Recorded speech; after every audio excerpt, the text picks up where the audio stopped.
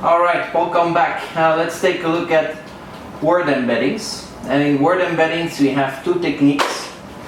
We have a continuous bag of words, COBW, and we have skip-gram. Skip-gram is more popular, and we'll take a look at it later. First we're going to try to derive the continuous bag of words. These two are opposites of each other, right? In continuous bag of words, you try to predict the center word given context words. And the context word we call xc-1, xc-2. These are the two context words on the left. And xc+1 and xc+2 are the two context words on the right. Now you can add more or you can add less. But typically a window of 5 words is used and gives us good result. Now in skip-gram we do exactly the opposite. Here the context words are given and we try to predict the center word is given and we try to predict the context words. Yeah. So, but more about skip-gram later. Let's take a look at continuous bag of words and we'll do it by means of an example. Yeah, so I have a sentence here. The cat jumped over the fence and ran away. This is my sentence. Now if I take a window of 5 words, I have the cat jumped over the. Whereas jumped is the center word that I'm trying to predict. And where the cat, over, and the are your context words. So the way we're going to build our embedding matrices, embedding vectors, is by sliding this window of 5 all over the corpus. Yeah? So we're going to process huge amounts of text in order to build our embedding matrices. Now let's take a look how this looks architecturally. Yeah? And this needs to be a plus here. So we have here our x's. These are our 4 context words, and the size of these are d by 1. The size is d by 1, where d is the size of the vocabulary. Remember, we always use the first 7,000 most frequently used words. And basically, these are one-hot encoded, meaning it is a vector of length 7,500, and it's going to be all zeros except one spot is going to be a 1, and exactly the index of one of these words. What we then have is we have an input embedding matrix, yeah, and we end up with H, and H is nothing more than a linear transformation of the inputs or the context words. Now H is of size P times 1, and P is usually smaller than D. Alright? Now if this is P times 1 and this is D times 1, we can of course estimate the dimension of this matrix, because we know that H equals Wi transpose X. We know that X is a D by 1. So Wi transpose needs to have a D on the right, so Wi needs to have a D on the left. So that's going to be D times P, right? Because this is P times 1, and this is going to be P times D because it's a transpose. Alright? Now at the end, we're looking for center word, so Y is also going to be a D by 1 vector. So we have here that Y equals W0 transpose, and then we have H. Yeah? So H is a P by 1, right? So O transpose needs to end with P, so this one, which is the non-transpose, needs to start with P. So this is going to be P times D. Now this is going to be D times P, and this is going to be D times 1. Alright? Now, one thing you should know is that there is no nonlinearity applied to H here. Yeah, it's a pure linear transformation. Whereas on the output side, we have a nonlinearity. This is our activation, and the vector here we will call Uj. Okay, so Uj is the output of that, yeah, without the nonlinearity that is applied. All right, so we've looked at these. The x's are one-hot encoded vectors, hidden layer with no nonlinearity, and y is the output, also a one-hot vector. Yeah. All right, so let's take an example and let's make some assumptions so you better understand what's going on here.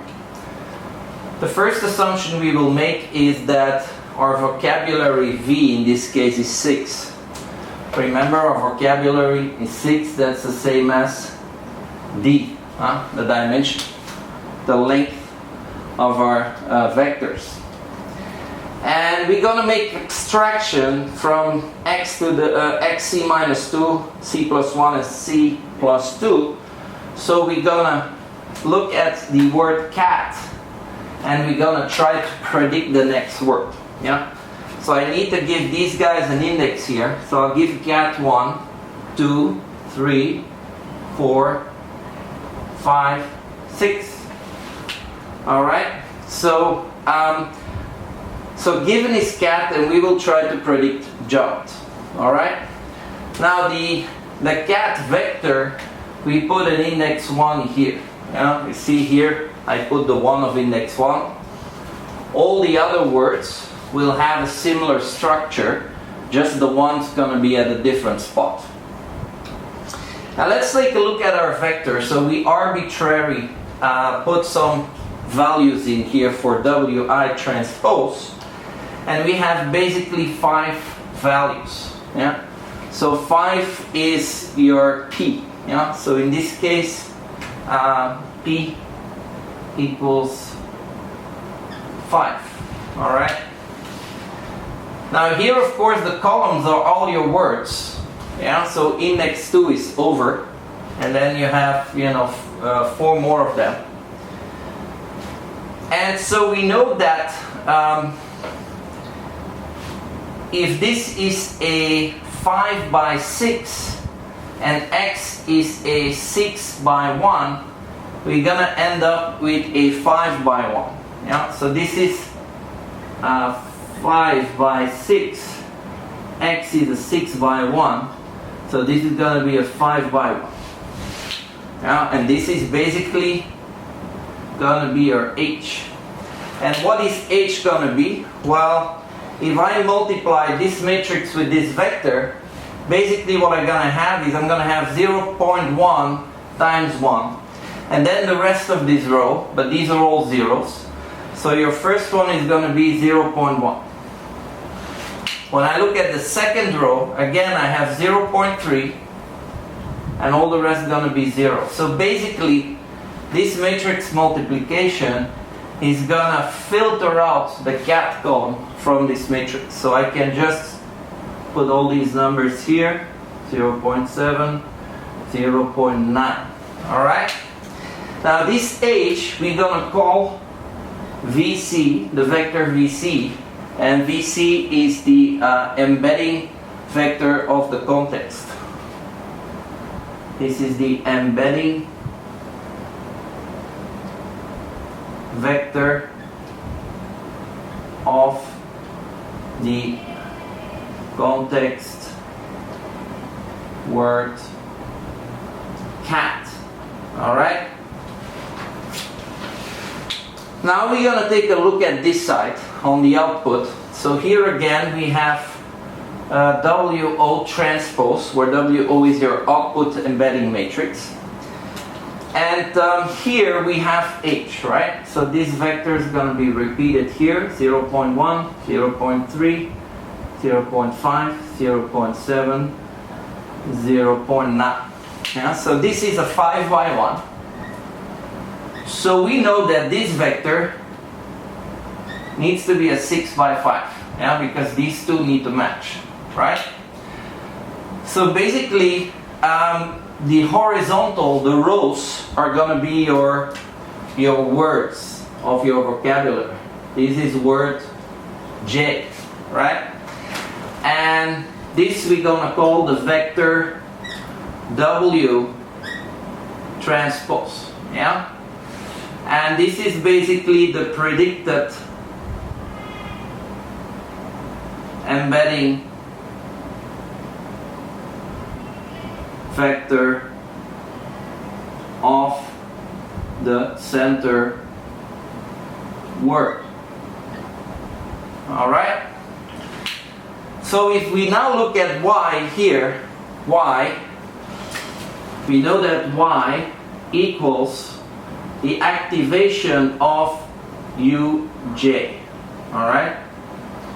That means the same as the activation of, yeah, it's gonna be VWJ transpose times VC. Yeah, these are two vectors. Is that word times that vector. Now we want the y's to be positive, and we also want all the yi's to add up to 1, because we want a probability. And when we look at that, we say softmax. Yeah?